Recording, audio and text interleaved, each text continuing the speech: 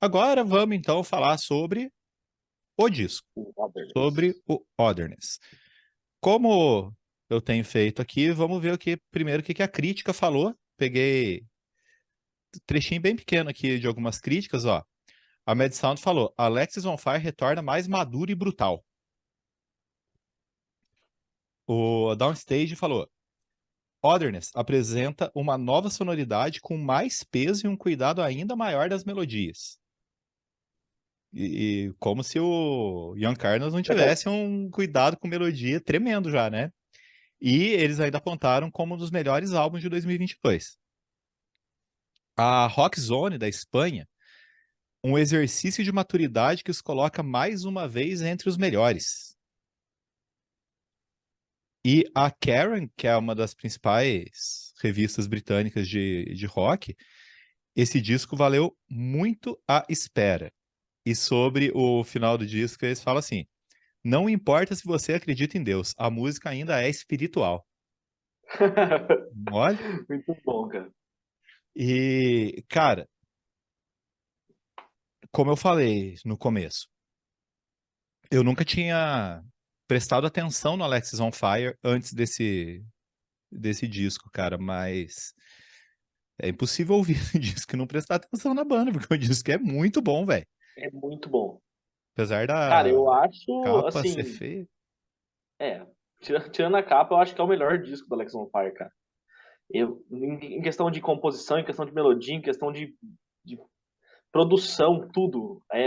Putz, assim, é engraçado, porque na época que o disco saiu, eu ouvi ele desesperadamente, cara, e aí eu queria ouvir de qualquer forma. Pô, 13 anos, os caras não lançam disco novo, cara. Eu ouvi o disco em looping, sei lá, durante uma semana. Só que agora, passado já quase um ano do lançamento do disco, eu fui ouvir ele com mais calma, com mais. Aproveitar melhor o disco, não ouvir ele igual um maníaco. E eu gostei mais ainda. Tipo, eu já tinha gostado muito na época, mas parece que ele melhorou pra mim. Cada vez que eu escuto ele vai melhorando, eu vou escutando mais camadas de melodia, eu vou ouvindo arranjos diferentes, coisas que eu não tinha ouvido, tipo uma voz no fundo que me deu uma outra sacada. Eu falei, meu, isso aqui, esse disco é genial, cara. Esse tempo, esses 13 anos que eles demoraram para lançar um disco novo, cara, é o que a crítica falou, valeu a pena esperar, porque não podia ter sido melhor. E ele começa com um Community Con, que eu acho o riff dessa música, o riff inicial ali, né? Eu acho ele Uhum. hipnótico, velho. Assim, você tá ouvindo a primeira paletada, a música já ganha a gente. E, porra, aí fica difícil não querer ouvir o disco inteiro, né? Aham. Só que a segunda música já é o Sweet Dreams of Otherness, que foi o primeiro single, que quando saiu, meu, já essa música já nasceu elogiadíssima. Eu lembro que na metade do ano passado, assim, o disco saiu na metade, né? Mas o single saiu antes. O Gastão Moreira, lá do Casa Gastão, ele soltou um vídeo, ele ia falar qual era a melhor música de 2022 até aquele momento. E ele falou que era essa. Uhum. E ele vê que nem eu, tipo, ele nunca tinha prestado muita atenção no Alexis on Fire. E aí ele gostou pra caramba, elogiou. E eu gosto muito da bateria dessa música, eu acho ela muito boa. E vou repetir. Dallas Green tá cada vez melhor como cantor, velho. Ele O, canta muito nessa o música. rapaz, falar pra você, viu? E ele, assim, pra quem vai talvez conheça o City and Color antes de conhecer o Alexis on Fire, quando vai ouvir esse disco, principalmente Commit to the Con, que ele dá uma soltada um pouco mais na voz, tipo, é uma coisa mais agressiva. E a gente não tá acostumado a ouvir isso lá no City and Color, porque é um tipo de música completamente diferente. Então, ó, chega a você pensar assim que parece não ser nem a mesma pessoa, às vezes, cantando. Mas o tom de voz dele é reconhecível, né, cara? Tipo, não, reconhecível não, perdão. É difícil de você não reconhecer, porque a voz dele tem aquela sonoridade única. E, meu, ele aqui. O cara tá se enrolando num nível, Eu velho. tô. Vai Blá, explicar. blá, blá, blá, blá. Enfim, cara. Pra dizer, é pra elogiar sempre o Dallas Green, porque eu não consigo falar menos dele, porque eu sou muito fã desse cara. Ele é muito Inclusive, gênio. inclusive, eu vou falar, cara. Eu tava ouvindo decentemente agora o último disco do Season Color. Porra, que disco bom, velho. Que caramba Cara, de que disco disco bom. sensacional, velho. Ai, ai. Mas enfim, terceira música que foi o terceiro single, que é o Sans Soleil. Então assim, tem uma melodia menos pesada do que as duas primeiras, né? E eu acho assim, cara, essa música ela poderia ser um pop triste, sabe? Se a música pop que as pessoas estão consumindo hoje tivesse preocupada com algum padrão de qualidade, porque sinceramente não tá. Agora, mano, eu fico com vontade de chorar, velho. Eu fico com vontade de chorar quando ele canta que é mais fácil amar alguém do que ser gentil consigo mesmo. Puta que para que chega nessa. Eu falo, sério, a alma. Aham. Nossa, que música, que música. Não. Eu E é lembro que engraçado. uma vez você falou pra mim que essa era a sua favorita. Continua sendo? Não, mudou. Ah, muda Mas mesmo, ela né? mas ela é uma música que me marcou porque a minha música favorita do Alex on Fire é Rough Hands. E essa música ela me lembra a mensagem que Rough Hands passa, sabe? De você precisar. Se você não gostar de você, você não consegue gostar de outra pessoa e você não consegue deixar outra pessoa gostar de você, porque você. Nossa, eu falei você muitas vezes agora. É, Mas nem enfim. tinha reparado. Mas assim, o lance por trás disso é tipo assim: se a gente não se cuidar de forma consciente, a gente acaba aceitando que outras pessoas nos façam mal porque a gente aceita aquilo que nos dão. Essa música, e Rough Hands diz isso.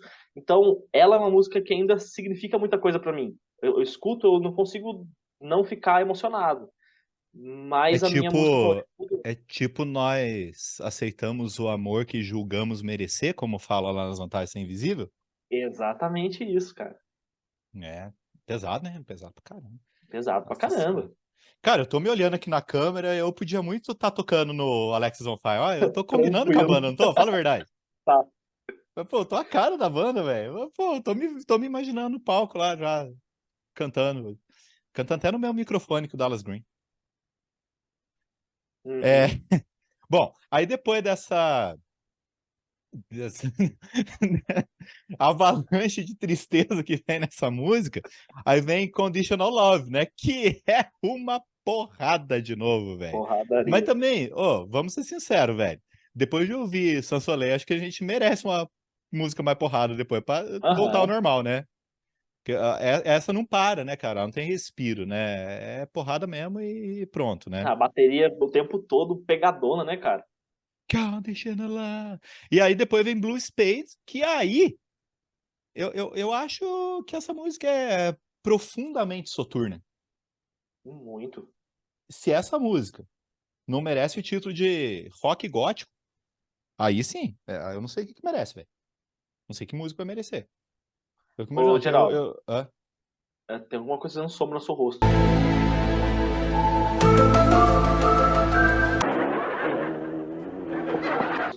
Meu braço. Ah, que susto. O cara já achou que tinha um espírito Ah, a aqui. gente começou esse negócio que hoje, falando sobre vulto aparecendo atrás da gente, do nada, uma sombra no seu rosto, tô achando. Né? Bom avisar aí, vai que você morre do nada. O tinhoso vai atrás de você. Ou vai que eu já tô morto. É uma possibilidade.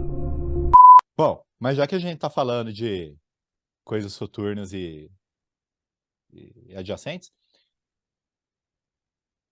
Dark Knight of the Soul. Essa, Cara, essa continua, desde que o disco saiu, continua sendo a minha preferida.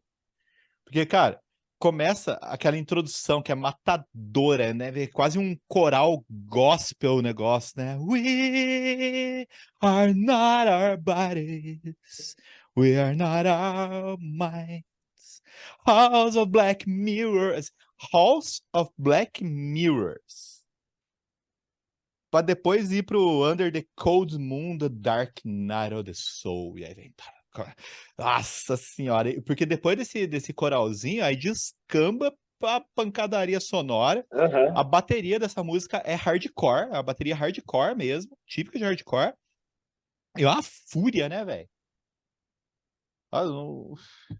Essa música acalenta a Meu, minha alma. eu arrepiei, cara, eu arrepiei, porque esse começo dessa música, eu juro pra você, eu queria muito que alguém, algum produtor, ou esses caras malucos que fica destrinchando gravação, destrinchando música, pegasse só essa parte da introdução desse coral de vozes pra ver quantas camadas de voz tem, porque toda vez que eu escuto alguma coisa a mais.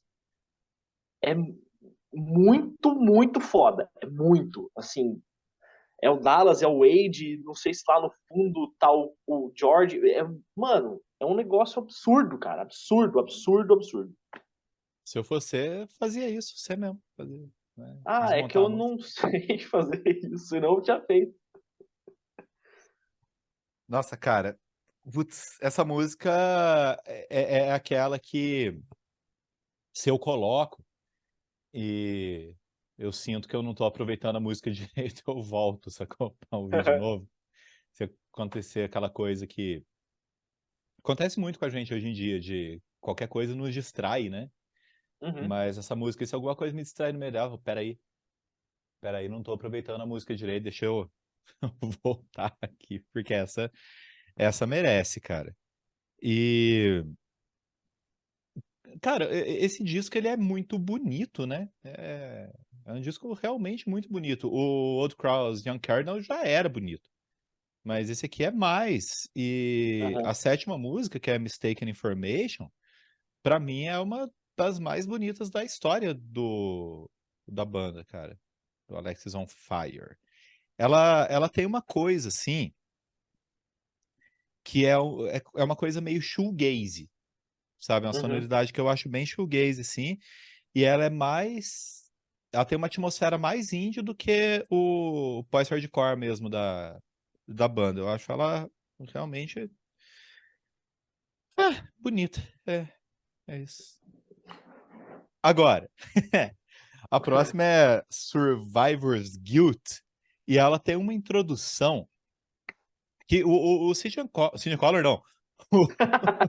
O Alexis on Fire parece que quis criar um disco que, cara, tá essa luz aqui, tô fazendo sombra em mim o tempo todo, mas agora não vou mexer não, vai assim mesmo, não tem problema, não tô nem aí. Aqui é É, assim. eles quiseram fazer um disco que deixasse a gente hipnotizado. Uhum. E essa introdução pra mim é quase como se, sei lá, mano, o Pink Floyd encontrasse o hardcore, sabe? É uma mistura que não tem nada a ver e que no fim das contas eles fizeram dar certo. Aham. Nossa, mas esse exemplo do Pink Floyd em contraste ficou maluco, mas faz sentido, né? Pelo que você pensar assim. Falando não faz o menor sentido, mas se ouvir a música e prestar atenção, talvez Faz. vocês que estão ouvindo a gente aí consiga encontrar algum sentido. É, aí, quase terminando já, vem Reverse the Curse, que o riff Ela perfeito, começa cara. já poderosa, poderosíssima. Essa hoje é a minha favorita, cara. Eu escuto. Porque ela tem esse riff de guitarra já começando muito poderoso. E ela tem um refrão que, mano, o Dallas ele canta um absurdo nesse refrão, cara. Porque toda hora eu tô pensando, eu tô parado assim. Aí me vem à cabeça aquela voz dele. E ele tem uns backing vocals também muito bem feitos, cara. Putz, essa música ela me dá tipo, me dá vontade de fazer alguma coisa, me dá energia. Só que Ah, é muito tá. louco, porque ela me dá energia e é a penúltima música do disco. Sim, e sonoramente, se não fosse a berraria que tem nela, sonoramente ela é um rock mais tradicional, né? Aham. Não, é um rock and roll mesmo. Qual estilo? É rock and roll. Só que aí, você fala, ah, tá, beleza, é a penúltima música do disco. Só que a última música, World Stops Turning, tem 8 minutos. Uhum.